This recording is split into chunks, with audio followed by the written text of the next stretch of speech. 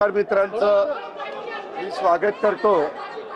काल मी आपल्याला सगळ्यांना संध्याकाळी सांगितलेलं होतं की मी ज्यावेळेस सोमवारपासून प्रांताध्यक्ष सुनील तटकरे साहेबांनी सोमवार ते शुक्रवार स्थानिक स्वराज्य संस्थांच्या ज्या निवडणुका लागलेल्या आहेत त्या निवडणुकीच्या निमित्तानं आढावा बैठका संपूर्ण राज्यातल्या वेगवेगळ्या जिल्ह्यांच्या ठेवलेल्या होत्या आणि त्याचा शेवट आज आम्ही करणार होतो।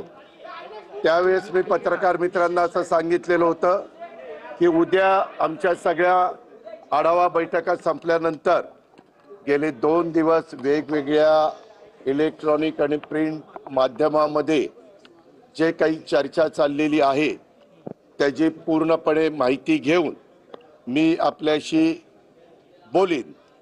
तर त्याच्या आणि माझी काही भूमिका आहे ती स्पष्ट करीन। आपल्याला सगळ्यांना माहिती आहे की मी पहिल्यांदा तुमच्याशी बोललो त्यावेळी स्पष्टपणे सांगितलेलं होतं आजपर्यंतच्या माझ्या गेल्या 35 वर्षाच्या राजकीय जीवनामध्ये मी कधी नियम सोडून कुठलं काम त्या ठिकाणी केलेलं नाही। मागे माझ्यावर 2009-10 ला आरोप झाले परंतु ते आरोप कुठेही सिद्ध झाले नाही। त्याच्यात अनियमितता होती, श्वेतपत्रिका काढली हेही आपल्याला सगळ्यांना ज्ञात आहे। परंतु त्याच्यामध्ये मधून एक कमेंट्स करून त्याच्यात टार्गेट करण्याचा प्रयत्न करतात।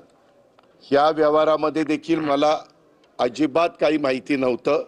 माहिती असतं तर मी लगेच सांगितलं असतं हो मला विचारून ते व्यवहार झालेला आहे।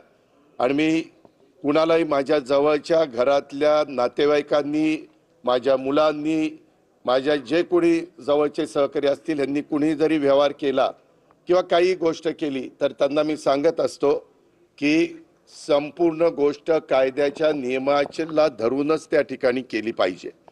आता